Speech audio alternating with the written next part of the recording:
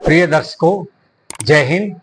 मैं colonel are के नेहरा अपने मिशन डिफेंस एकेडमी चैनल पे आपके समक्ष प्रस्तुत हूँ, जहाँ से हमने अपने पहले वीडियो की बातें छोड़ी थी उसी बातों को मैं आगे लेकर जाऊँगा, क्योंकि कमेंट्स में बहुत से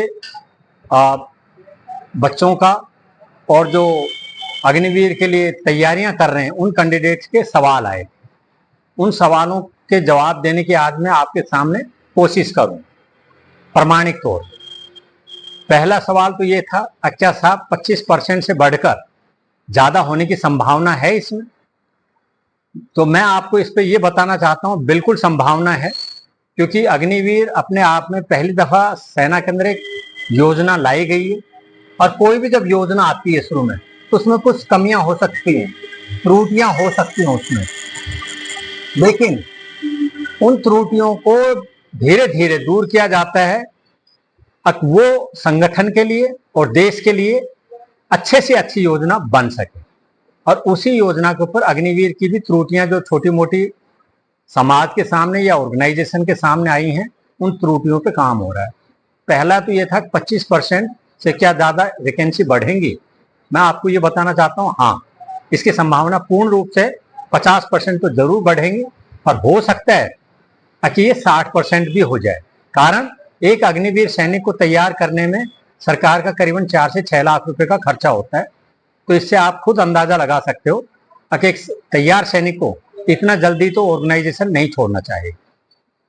तो इसलिए आप अपना पूर्ण मन लगाकर फेज 3 जो अभी चालू है अग्निवीर की, उसके लिए तैयारी करें और अपने फिजिकल की पूरी तरीके से तैयारी करें।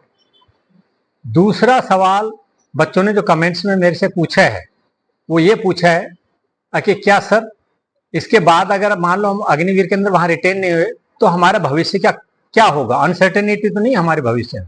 मैं आपको ये कहना चाहता हूं, क्योंकि आपने पहला कदम ले लिया है अग्निवीर के तौर पे, और जब आप एक दफा अग्निवीर सैनिक बन जाएंगे और अगर आप 4 साल के बाद वहां रिटेन नहीं हो पाए, आप रिलीज हो जाते हैं, तो केंद्रीय सरकार ने आपको रिजर्वेशन दिया 10% का पैरामिलिट्री फोर्सेस में, रेलवे के अंदर, आरपीएफ में। वह बहुत से राज्य सरकारों ने आपको 10% उनकी अपने राज्य की पुलिसों के लिए भी आपको स्थान आरक्षित किया है। तो ये चाहे तो आप देख सकते हो कमेंट बॉक्स के अंदर। दूसरी चीज मैं आपको ये बताना चाहता हूं कि मेरे से ये भी सवाल पूछा है, अक्सर अग्निवीर के अंदर हमारे को शादी करने की अनुमति क्यों नहीं है?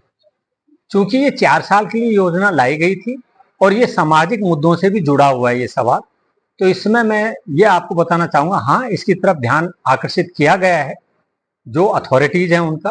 क्योंकि संविधान में भी आपको 21 साल जब वयस्क हो जाते हो, शादी करने की अनुमति संविधान ने आपको दे के रखी। तो संविधान का उल्लंघन ना करे, इसलिए जो ऑर्गेनाइजेशन है उसमें भी आपने देखा होगा, आखिर 4 साल के बाद या 4 साल के जब बीच में आप रहते हो और 21 साल से ऊपर उम्र आपकी ज्यादा हो जाती है, तो जरूर आपकी शादी करने के अगर योग्य हैं तो शादी करने की भी अनुमति दी जाएगी।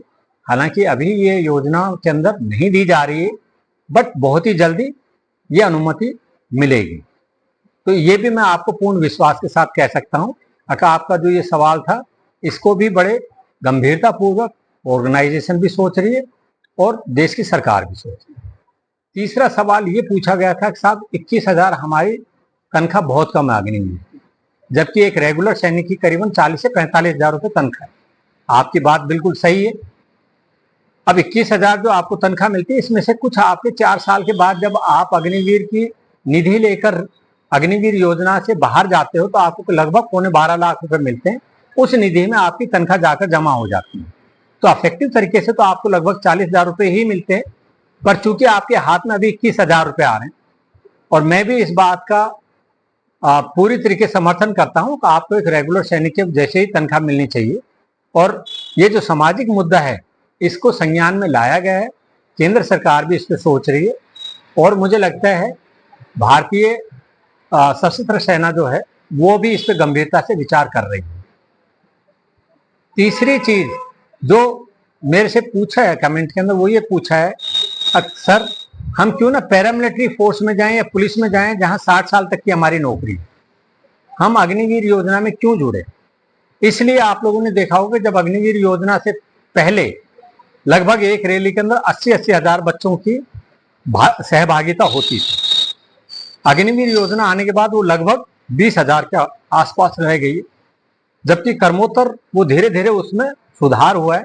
जैसे जैसे सरकार को इन सब चीजों के बारे में मालूम हुआ है और इस योजना के अंदर ज्यादा से ज्यादा सुधार किए जा रहे, जैसे कि मैं आपको बता चुका हूं कि इसमें आपको 10% का रिजर्वेशन दिया जाएगा, तो उसी तरीके से फॉर्म भी बढ़ते जा रहे हैं। और इस चांस में जो अग्निवीर 5 प्रोग्रेस में है, अच्छे खासे सहभागी इसमें प्रतियोगिता के अंदर भाग ले रहे हैं।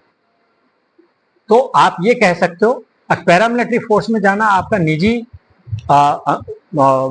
डिसीजन होगा, इस पे मैं ज्यादा कुछ नहीं कहूंगा, लेकिन सेना के अंदर सैनिक बनना एक बहुत ही गर्व की बात, ठीक है।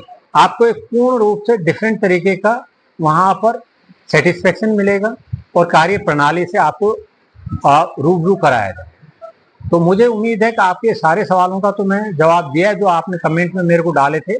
अगर आपके और भी कोई सवाल हैं अग्निवीर से लेकर तो आप मुझे कमेंट में डाल सकते हो, मैं उनके भी सवालों का जवाब आपको देने के लिए यथासंभव कोशिश करूंगा। अब मैं आपको ये बताना चाहता हूँ कि आप सब चीज़ों को भूलकर जो अग्निवीर 5 की फेज 3 की तैयारियां हैं, जैसे फिजिकल आपकी तैयारी है 5 तारीख से वो स्टार्ट हो जाएगा।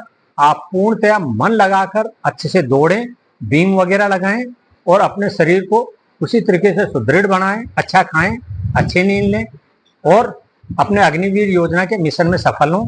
यही मेरी आप लोगों से मेरी तरफ से आपको दुआएं हैं और शुभकामनाएं। धन्यवाद। नेक्स्ट वीडियो तक धन्यवाद।